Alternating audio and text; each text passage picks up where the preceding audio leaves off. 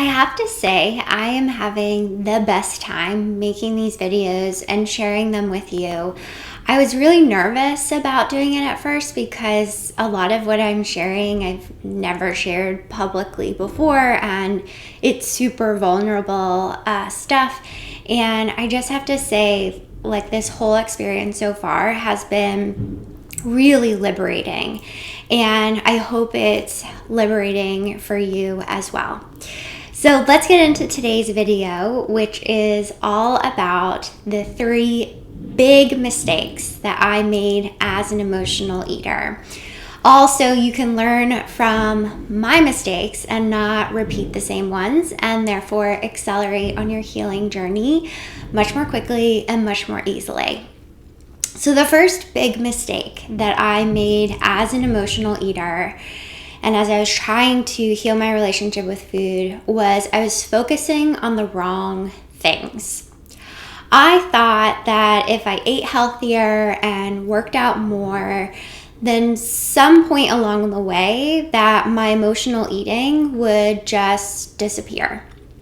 I thought that if I just focused even more on nutrition and exercise, then eventually someday I would have peace and freedom from my compulsions with food. And this was a major mistake, because the more that I focused on food, nutrition, and exercise, the more I was avoiding looking at my emotional eating. And I know it can seem confusing because so often we can group emotional eating with nutrition and exercise, and we can even group emotional eating with eating disorders. But I really believe that it sort of has its own field. It has its own arena. And we have to be willing to look at it directly and acutely and specifically in order to really heal our compulsions with food. And it wasn't until I had gone through nutrition school, been a full-time fitness instructor, spent years and years and years and years and years in therapy, and was literally getting nowhere, that I realized how much I needed to shift my focus to emotional eating specifically in order to really heal it. And when I did that, that's really where my freedom came from. The second major mistake that I made as an emotional eater was the years that I denied that I was an emotional eater. I think this was partly because I didn't have hundreds of pounds to lose. I didn't fit the typical stereotype of an emotional eater. So I was really in denial that emotional eating was going on for me. And this was largely because I was eating healthy. Turns out I now know that we can emotionally eat and overeat healthy food too.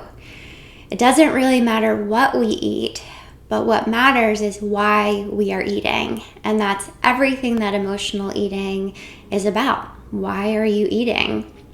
And if I had just had a model or someone who looked like me, someone who, had the background that I had in health and fitness, come out and say, I'm an emotional eater, I think it really would have expedited my journey and process, because I feel like emotional eating is really put into this box, and it's sort of in this box of like My 600-Pound Life, the TV show. And there are so many different variations and ways that emotional eating shows up for us. It doesn't always look like eating 10 bags of potato chips or a whole box of donuts. We can overeat dark chocolate too. And the third mistake that I made as an emotional eater was hiding behind the mantra of I am so busy. I am so busy, I am so busy, I am so busy. Anyone say anything, I always came back with the response that I was so busy. And you might be wondering, like, wait, this doesn't really have anything to do with food, but it does. Because how we do one thing is how we do everything. So how we do food is how we do life. What I came to understand through my journey was this "I'm so busy" mantra was actually a shield. It was actually a wall I would put up between myself and the world. It was sort of like a protection in some way, in the same way that emotional eating was this false sense of protection. It was this false sense of soothing and safety and coping, but it was destroying me in the process. And by engaging with this mantra and living this life of busyness, what I realized was that busyness is just another way of numbing. And I would do this thing that I now call binge scheduling, where I would fill my schedule with so much stuff that I didn't even really want to do. But I felt like if I wasn't busy, then I wasn't enough, or I wasn't doing enough. So I just was addicted in some ways to this cycle of busyness that honestly kept a lot of experiences and a lot of resources really far away because I was so busy. I didn't have space. I didn't want to let these things in. And now looking back, I definitely could have expedited my journey and healing if I had just been willing to let go of the busyness and to allow support in. And, I'm grateful for the learning and the mistakes that I made along the way, because now I can share them with you and you can learn from my mistakes.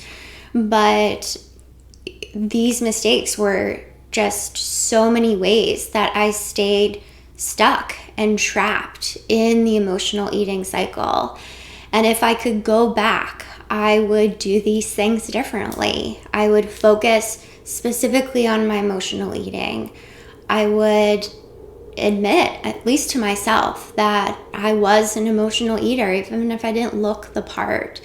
And I would stop pretending that I was too busy to change. And I would allow support. I would allow myself to be vulnerable in order to get to the deep roots of what was going on. So now it's your turn. So just check in with yourself. Are you making any of these mistakes? Are you hiding in some ways behind them so you won't actually really have to face what's going on in your relationship with food and your life? And I know it can feel vulnerable, but this is a week of vulnerability and all of the things that I've been sharing with you. But just check in with yourself and be honest. And if you know that you no longer want to stay trapped in the emotional eating cycle, you no longer want to waste your energy overeating, wondering why you just ate that when you know you shouldn't, and just the energy that emotional eating robs from you and the way it did from me too. If you're ready to be done with that, I invite you to go to endyourfightwithfood.com right now and apply. Apply for the very last spot of these complimentary conversations so we can map out what healing your emotional eating looks like for you. That's endyourfightwithfood.com. Go right now. Snag that last spot because it's going to go quick. And let's heal your relationship with food together. And don't forget, I'll be back tomorrow with my last video of the week that is all about how I escaped the emotional eating cycle. Again, I've been having so much fun sharing these videos and just being in this process with you. And I'm just so grateful that I get to share this with you. And don't forget to apply. endyourfightwithfood.com. Go right now, get that last spot, and then I'll see you tomorrow. Bye.